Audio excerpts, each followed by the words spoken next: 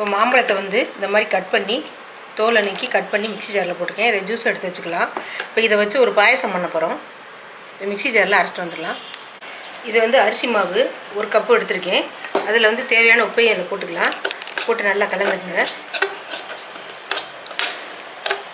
கலந்துட்டு தண்ணி வந்து இந்த மாதிரி கொதிக்க வச்சுருக்கேன். அந்த கொதிக்கிற தண்ணியை வச்சு இதில் கொஞ்சம் ஊற்றணும்.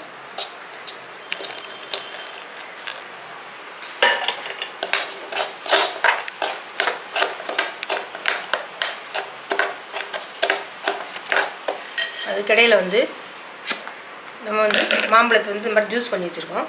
அதை வந்து ஒரு 2 ஸ்பூன் போட்டுக்கலாம்.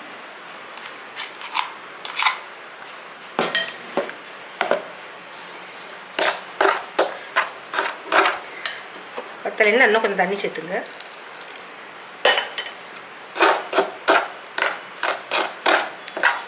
இப்போ மாவை பாருங்கள், இந்த அளவுக்கு வந்து மேங்காவை போட்டு இந்த மாதிரி கிண்டி வச்சுருக்கோம். இது கொஞ்சம் நேரம் இருக்கட்டும். இப்போ தண்ணி ஒரு பாத்திரத்தில் கொதிச்சிக்கிட்டு இருக்குது. ஜவ்வரிசியை வந்து ஒரு அரை மணி நேரம் ஊற போட்டு வச்சுருக்கேன். அதை அதில் சேர்த்துக்கலாம்.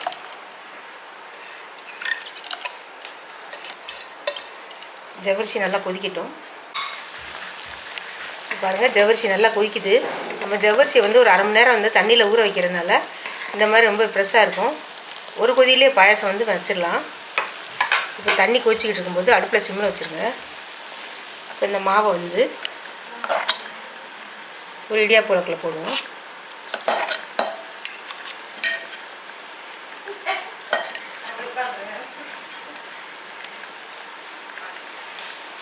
போட்டு அச்சு வந்து இந்த மாதிரி இருக்குது. இப்போ இதில் புளிஞ்சு விடலாம். அடுப்பில் சிம்மில் வச்சுருவோம்.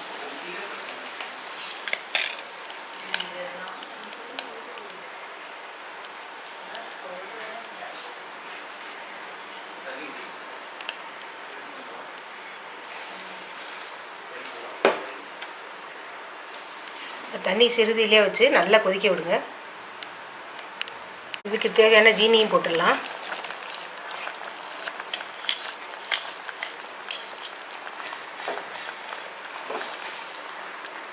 போட்டுட்டு வந்து தேங்காய் பால் வந்து எடுத்து வச்சுருக்கேன்.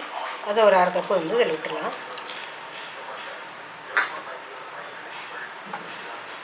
இதுக்கு தேவையான ஏலக்காய் பொடியும் இதில் போட்டுறேன். பாருங்கள், எல்லாமே சேர்ந்து நல்லா கொதிக்குது. பாருங்கள், பாயசம் வந்து டிஃப்ரெண்ட்டாக இருக்குது. இந்த மாதிரி செஞ்சு கொடுங்க. ஆடிக்கு வந்து இந்த மாதிரி ஒரு பாயசத்தை ட்ரை பண்ணி பாருங்கள். நம்ம சேனல் எல்லோரும் சப்ஸ்கிரைப் பண்ணுங்கள். இப்போ எடுத்து வச்சிடலாம்.